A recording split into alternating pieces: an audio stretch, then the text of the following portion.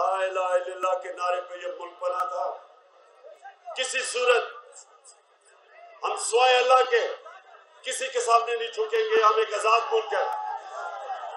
और दूसरी चीज कि ये जो डाकू हमारे ऊपर मुसल्लत किए गए हैं, जिन्होंने इस साजिश के साथ, ये मीर जाफर और मीर सादिक उनके साथ मिलके इन्होंने ये साजिश की थी। ये डाकुओं को भी हम बताना चाहते हैं कि किसी सूरत हम तुम्हारी इंपोर्टेड हुकूमत को मंजूर नहीं करेंगे। पहली गवर्नमेंट हटाई गई है जिसके ऊपर कोई करप्शन के इल्जामात नहीं। प्राइम मिनिस्टर को कोई बाहर बड़े बड़े महलात नहीं खरीदे, कोई फैक्ट्रियां नहीं लगाई, कोई रिश्तेदारों को ऊपर नहीं लेके आया। और हमारी हुकूमत को साजिश तब गिराया गया जब इनको पता था कि मुल्क हमारी गवर्नमेंट हर मुश्किल वक्त से निकल गई। जो महंगाई की बात करते हैं सारे, मैं आज भी कहता हूं कि दुनिया में सस्ता तरीन मुल्क आज पाकिस्तान है। दुनिया में सस्ता तरीन मुल्क है क्योंकि आज भी महंगाई आई हुई है। सारी दुनिया में महंगाई है कोरोना की वजह से। और उस महंगाई के अंदर जो सस्ता तरीन मुल्क आज भी पाकिस्तान है। हमने डीजल और पेट्रोल की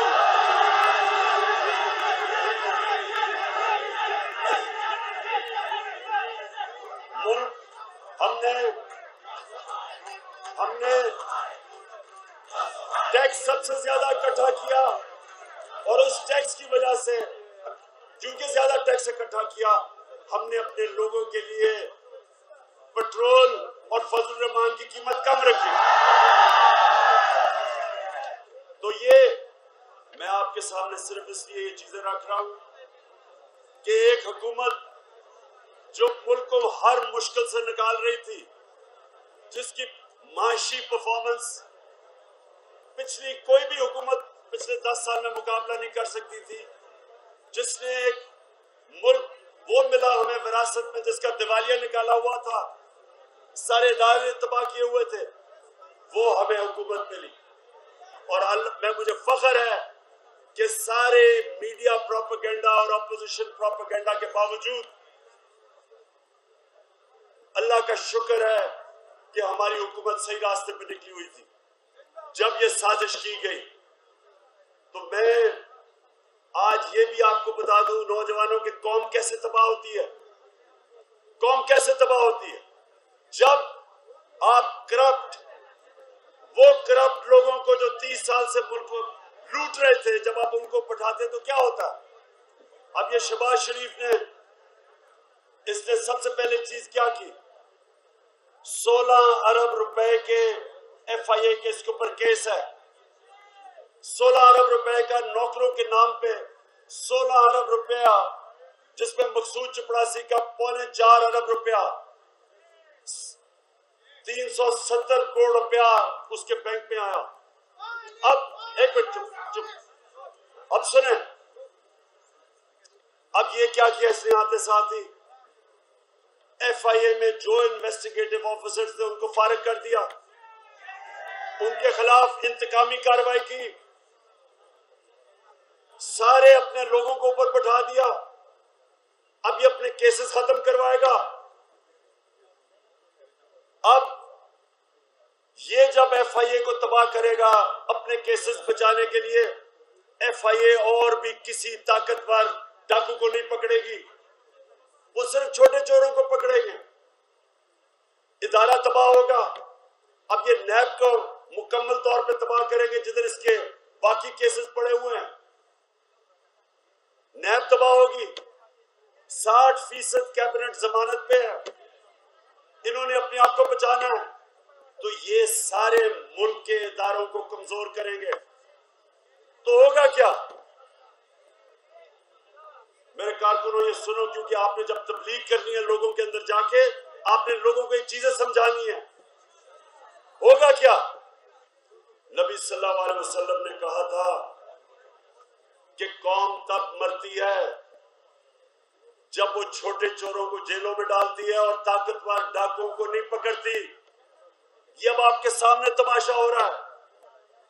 अब FIA हमेशा के लिए ताकतवर डाकुओं को नहीं पकड़ेगी, क्योंकि जिन्होंने ये शहबाज शरीफ को और इसके बेटों पे केस बनाए थे उनके ऊपर इंतकामी कार्रवाई हो रही है।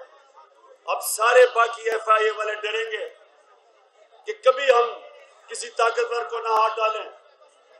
हमें पहले मुश्किल थी, सरकारी नौकर डरते थे जब हम उन्हें कहते थे कि जो बड़े बड़े मुजरिमों पे हाथ डालो, तो सरकारी नौकर डरते थे, गवर्नमेंट ऑफिशियल्स डरते थे, क्योंकि उनको डर था कि ये वापस आके इंतकामी कार्रवाई करेंगे।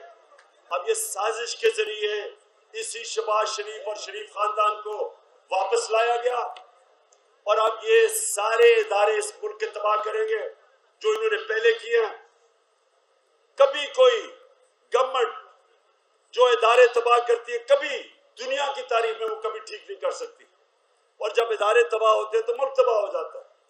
इनके खिलाफ सारी कौम को खड़ा होना इसलिए है कि हमारे मुल्क का मुस्तकबिल अब खतरे में है, हमारे बच्चों का मुस्तकबिल खतरे में।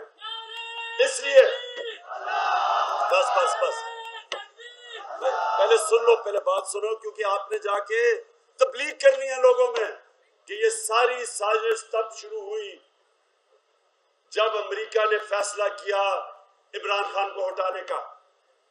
उनका अंडर सेक्रेटरी वॉशिंगटन में डोनाल्ड लू, उसने आके हमारे अमेरिका के एम्बेसडर को धमकी दी कि अगर तुम इमरान खान को नहीं हटाओगे तो पाकिस्तान को मुश्किलात का सामना करना पड़ेगा।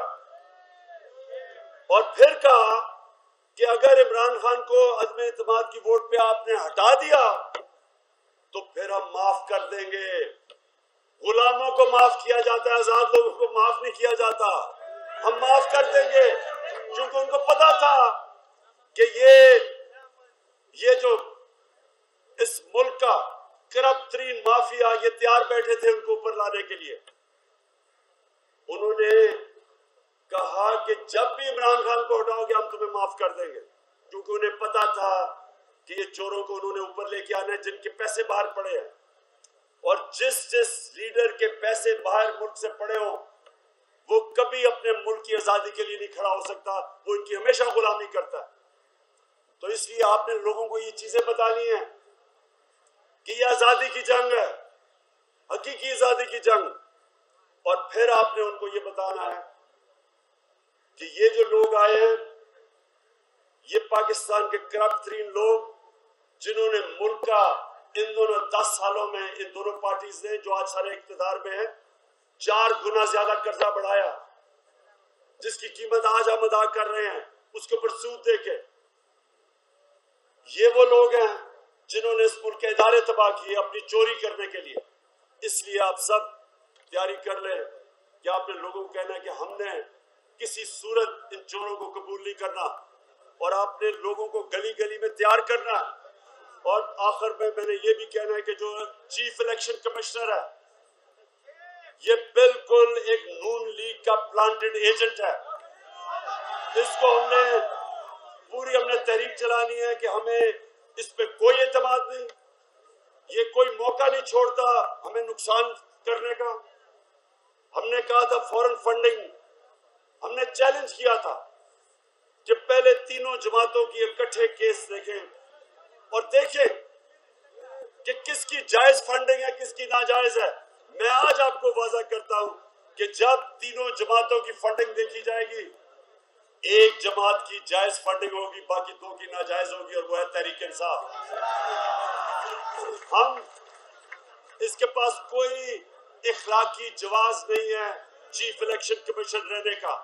हम डिमांड करते हैं कि कभी भी जो अंपायर होता है हमेशा वो गैर जानबदार होता है। जब एक सबसे बड़ी मुल्क की पार्टी उसके ऊपर एतमाद नहीं करती तो वक्त आ गया कि वो इस्तीफा दे, नहीं तो ये हमारी पार्टी अभी से तैयारी कर रही है इसके खिलाफ सारे मुल्क में मुजाहरे करने के लिए। आप सब तैयार हो? मैं आप सबका फिर से शुक्रगुजार हूं और आपका मुंतजिर रहूंगा